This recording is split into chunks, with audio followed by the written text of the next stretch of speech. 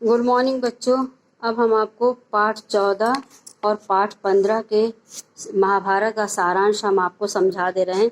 शकुनी का प्रवेश। इंद्रप्रस्थ में राजा धीराज की पदवी प्राप्त करने के बाद युधिष्ठिर ने सोचा कि अब हमें शांति पूर्वक से राज्य करना चाहिए। हमको किसी से भी कोई वैर भाव कुछ नहीं रखना और न हमें किसी राजा को पराजित करना। इस प्रकार से वो अपना राजकाज चलाने लगे थे। किसी बीच लेकिन उनके ठाट बाट को देख करके जो दुर्योधन जो है उसको जो है रोज आए दिन चिंता खाए रहती थी कि किस प्रकार से वो ठाट बाट से रह रहे। वो बार बार उनके ऊपर आक्रमण करना चाहता था। तब शकुनी ने उनको समझाया कि ऐसा है कि हमें उनको चतुराई से जीतना चाहिए। इस प्रकार से तुम उत्तेजित मत हो। हम कुछ ऐसा उपाय करते हैं कि उनके सभी राजपाट जो है हम अपने अधीन कर लें। ऐसा विचार करके शकुनी ने उनसे कहा कि हम लोग चौसर का खेल के लिए जो राजाओं का प्रिय खेल होता है उनको आमंत्रित करते हैं। ऐसी सूचना ले करके उन धृतराष्ट्र से आज्ञा ली गई कि आप हमको अनुमति दीजिए कि हम लोग युधिष्ठिर को बुला करके चौसर का खेल खेलने का निमंत्रण भेजें। लेकिन इसके लिए धृतराष्ट्र तैयार नहीं हुए, लेकिन बहुत समझाने के बाद इस बात पे वो तैयार हो गए। फिर उन्होंने विदुर को बुलाया। विदुर ने भी बहुत समझाया कि इससे जो है वंश का सर्वनाश होता है, ये बहुत अच्छा काम नहीं है, इसलिए हमको इस खेल में रुचि नहीं लेनी चाहिए। लेकिन उनके समझाने से कोई फायदा नहीं हुआ और धृतराष्ट्र के दबाव डालने पर विदुर जो है वो संदेश लेकर के अपने पांडवों के पास गए और उनसे कहा कि राजन आप लोगों को हस्तिनापुर जो है धृतराष्ट्र ने चौसर का खेल खेलने के लिए आमंत्रित किया है। ऐसा सुनने के बाद युधिष्ठिर ने कहा कि यदि चाचा आप महाराज जी आप कह रहे हैं तो ठीक है, लेकिन आप भी जानते ये खेल जो है हितकारी नहीं होता है। लेकिन जब राजा की आज्ञा है तो हम उनकी आज्ञा को टाल नहीं सकते। इस प्रकार से चौसर का खेल खेलने के लिए वो लोग हस्तिनापुर पहुँचे। वहाँ बहुत ही सुंदर मंडप, हस्तिनापुर में मंडप बनाया गया था।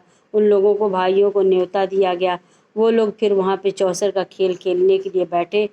चौसर के खेल के नियम में ये था कि चौसर का खेल खेलने के लिए दुर्योधन की तरफ से शकुनी को बैठाया गया था और पांडवों की तरफ से युधिष्ठिर ने खेलना शुरू कर दिया। बहुत मना करने के बाद भी दुर्योधन का नहीं, हमारी तरफ से जो है वो शकुनी ही इस खेल को खेलेंगे। इस प्रकार से खेल का प्रारंभ हुआ और खेल में पहले रत्नों की बाजी लगी, फिर उसके बाद से फिर सोने, चांदी, खजाने, हीरे, जवाहरात, इन सभी चीज़ों की बाजी लगती गई और वो इस प्रकार से एक एक चीज़ जो है वो हारते चले गए। हारने के बाद जब वो सब कुछ, सारी सेना, प्रजा, इंद्रप्रस्थ सब कुछ जब हार गए युधिष्ठिर, तब शकुनी ने उनको उकसाया कि अब आप क्या बाजी लगाएंगे।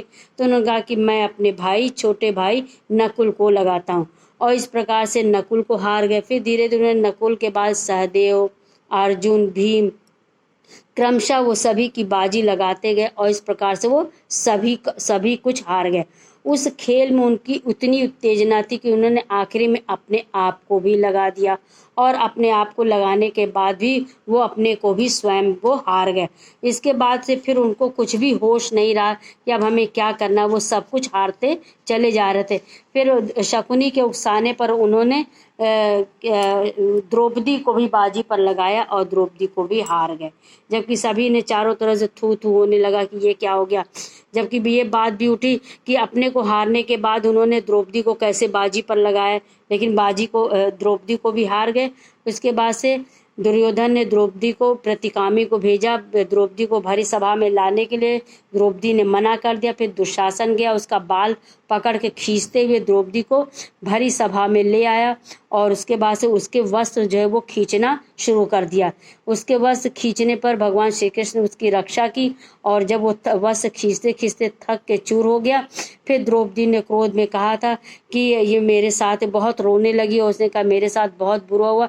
और उसकी ये स्थिति देख करके भीम ने ये प्रतिज्ञा की कि जब भी कभी युद्ध होगा तो मैं दुशासन का छाती चीर कर उसके सीने का लहू पीऊंगा। ऐसी उसकी प्रतिज्ञा की। उसकी प्रतिज्ञा करते ही धृतराष्ट्र को जैसे चेत हुआ और उसने सोचा कि ये क्या हो गया, ये तो बहुत ही अनर्थ हो गया।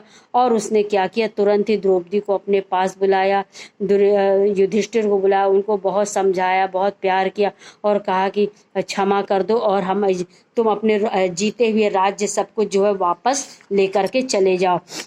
इस प्रकार से अब दुर्योधन के द्वारा जीते हुए सभी राज, वैभव, सुख, संपत्ति सब डर करके, भयभीत होकर के धृतराष्ट्र ने सब कुछ उनको वापस कर दिया। उनके वापस होने पर ही दुर्योधन बहुत ही तिलमिला गया कि मेरे इतना जीतने के बाद ये पुनः वापस चला गया। उसने फिर से चौसर का खेल खेलने के लिए उन लोगों को आमंत्रित किया, लेकिन इस बार शर्त यह थी कि जो भी इसमें हारेगा वो 12 बरस का वनवास और 1 बरस का अज्ञातवास के लिए जाएगा। और पुनः युधिष्ठिर उस युद्ध में हार गए, क्योंकि चौसर के खेल में पासा जो वो शकुनी के इशारे पे नाचता था। इस प्रकार से फिर दुर्योधन जीत गया और पांडवों को 12 बरस का वनवास और 1 बरस का अज्ञातवास के लिए उनको भेज दिया गया। इस प्रकार से इस पाठ का सारांश यहीं पर समाप्त होता है।